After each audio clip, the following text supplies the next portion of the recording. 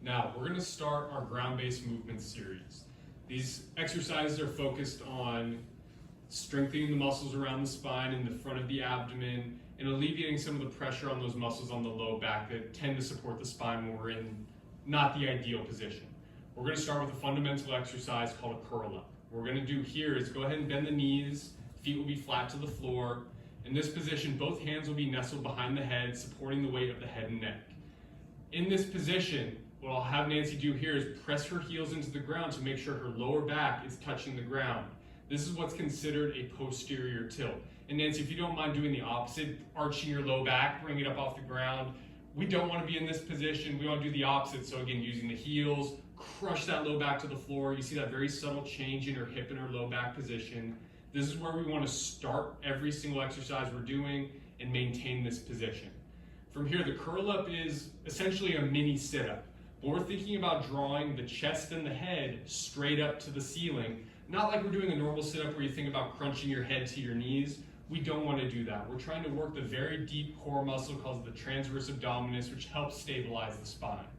Very good. We have a great example here on this movement.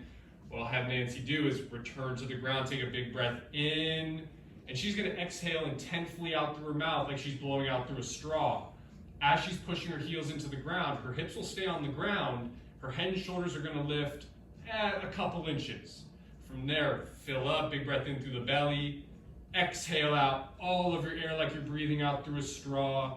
Again, your face and neck will stay relaxed, and your hands are not lifting your head and shoulders. They are just providing support to the neck as we elevate off the ground. This is something that you could do 5 times, 10 times. Ideally, you're going patient. You're going at the pace of your own breath. You're, again, doing a full exhale on the way up, bringing the ribs to the pelvis. Inhale as you return to the floor. Very good. Let's go ahead and do one more full repetition all the way down. Breath in. Exhale. Head and shoulders up. Low back crushed to the floor. And return to the ground and rest. The second exercise in our movement series, now our head and shoulders are staying down, but our hips are going to elevate off the floor. This is called our glute bridge exercise. Very much like you saw in the strength training video, this is like our hip hinge pattern.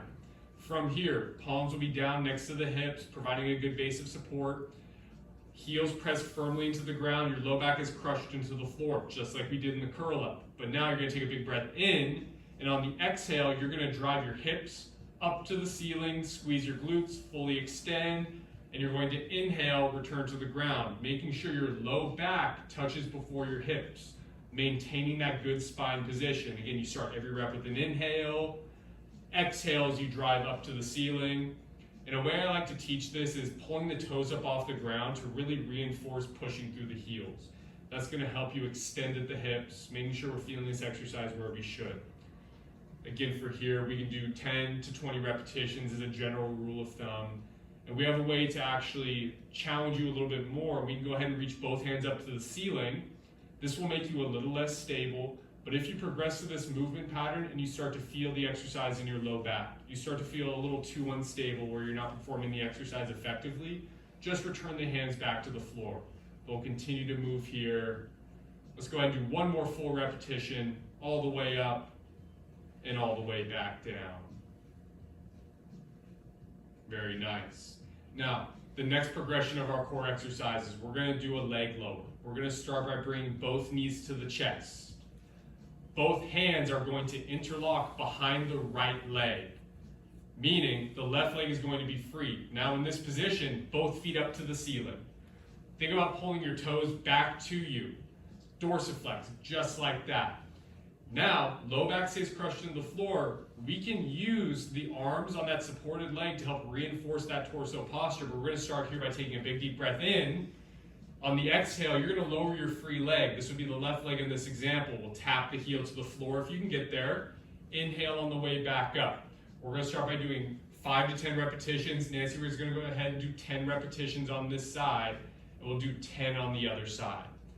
If you do not have the range of motion to get all the way to the floor, that's fine. You can stop 4 inches, 6 inches, 10 inches away from the ground. This is all about emphasizing and maintaining the torso position as we start to extend that leg. Another variation here that we can show, if you don't have the flexibility in that lowering leg, we can go ahead and bend the left knee to 90 degrees and just go from a shorter leg angle, just like that. Bring it back in, but Nancy can do this from the fully extended position, so we'll let her demonstrate from there. After you do your repetitions on the first side, the hands will switch to the other leg. Make sure the low back's crushed to the floor. Take a big deep breath in. Exhale, lower the leg. Tap the heel. Very good. Let's just go ahead and do 5 on this side, just for the sake of demonstration.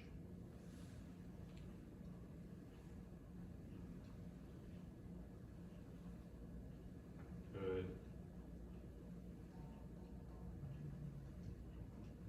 All right, go ahead and rest. We're going to go on now to a fairly challenging exercise. There are a lot of different variations. We're going to go step by step through this.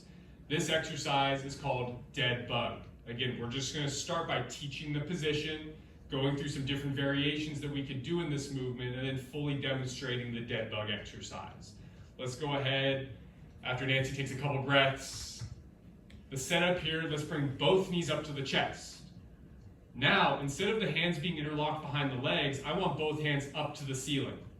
We no longer have the assistance of the arms to help maintain that lower back position, so this is what makes it a little bit more challenging than the leg lower. Let's go ahead and pull the toes back to you. This can be a perfect starting position for most people. You can just take big deep breaths in here, call this the dead bug hold. On the inhale, think about reaching up to the ceiling. On the exhale, think about crushing your low back to the ground, bring your ribs to your pelvis. A way to progress this movement is go ahead and straighten your legs up to the ceiling. Having this straight leg position puts a little bit more demand on the hamstring. Your lower back wants to arch when it goes into this position, so it puts a little bit more work on those muscles on the front side of the abdomen. Taking some big deep breaths here. Now, from here, we're going to start showing different demonstrations of the dead bug position. I'm going to call out one limb at a time, and Nancy is going to extend that limb. Go ahead and bring your right arm straight back behind you. While you're doing this, no other limb should be moving. Your torso position should not change. If you notice it does, go back to the starting position. Go ahead, Nancy, return right arm back up. Now next, we'll go left arm back. Just going to go around one limb at a time. Left arm back up. Lower your right leg. Very good. This will challenge you. This will wake you up a little bit. Bring the right leg back up. Lower the left leg. Bring it back up. Now, Nancy, go ahead and rest. We're going to reset here. You can go through that pattern, just one repetition per limb. You can go around several times. It doesn't matter necessarily how many that you do.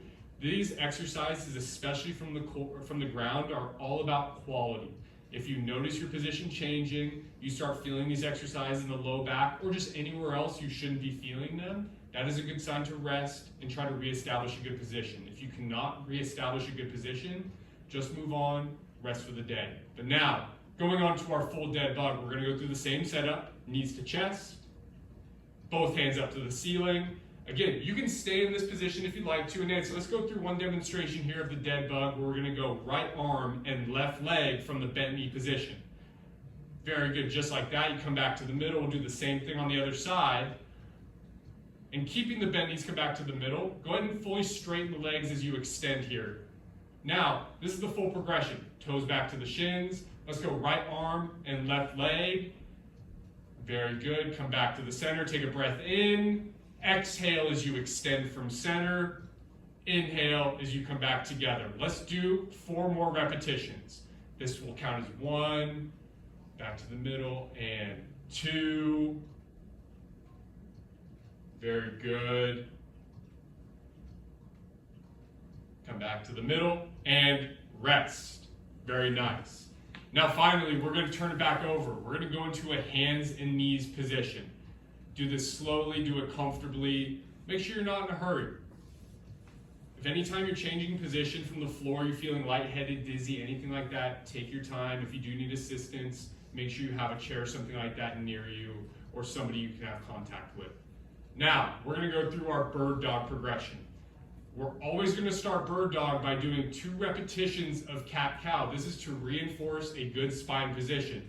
So we're going to start by taking a big deep breath in, looking up to the ceiling, extending, and then I want you to exhale, push the hands into the ground, tuck the chin, tuck the tailbone, exhale out all of your air. We're going to do that one more time. Inhale, look up. Exhale, tuck the chin, tuck the tailbone. Now, holding this position, taking normal breaths, we're going to go one limb at a time, just like we did for the dead bug. From here, reach your right hand straight out in front of you. Very good. We're not trying to rotate the torso, the hips at all. Bring the right hand back down. Reach the left hand straight out. Left hand comes down. Now, right leg goes straight back. I want you to think about extending through the heel. I don't want the foot going up to the ceiling. I want it to be as long as you can. Bring the right leg back in and bring the left leg out. This could be a simple progression here. Bring the left leg back in. You just go one limb at a time, but now, from here, the progression will be opposite arm, opposite leg, just like we did in the dead bug. Let's go ahead and start left arm and right leg. Exhale as you extend from center, getting as long as you can to the heel and the fingertips. Come back to the middle and switch sides.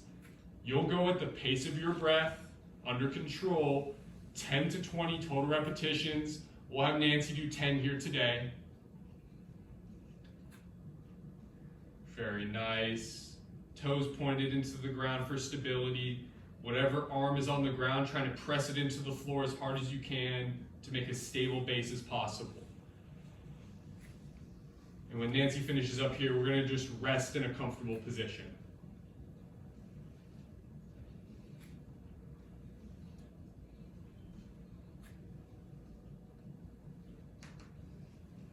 Very good. The final exercise in this ground-based series, this one can always be optional. This is somewhat of a plank variety, but we're going to maintain that same hands and knees position. We can call this a bear crawl hold. What we're going to do here is setting up again on the hands and knees. When teaching this, you can work for up to a minute, but do whatever you can do at the time. Don't feel like you have to force yourself into any certain amount of work. From this position, toes in the ground, hands on the ground, when I say go, Nancy's going to elevate her knees up off the floor and go. We want to make sure as we're holding this position, our knees, hips, and our armpits are all at about 90 degrees. What I don't want to see is Nancy go ahead and straighten your legs into almost like a down dog position. I don't want to see this. If you start getting tired of getting to this position, go ahead and rest. But coming back to the bear crawl hold, we're focusing on taking big deep breaths, pressing the hands away firmly. We're building strength in the upper body, strength in the torso, strength in the quads, the front side of your legs, and also foot and ankle strength. This is a very valuable position. What you can do from here, if this gets too challenging, you can do pulses where you slowly return to the ground, rest as long as you need to, and when you're ready, elevate back up. But holding this position, we're not going to make Nancy go for a minute here. We're just going to go for 5 more seconds. 2, 1, and rest. Again, this is the end of our ground-based series. Generally, these exercises can be done 10 to 20 repetitions, just like our strength circuit, but these are much slower at the cadence of your breath, making sure you maintain good positions the entire time.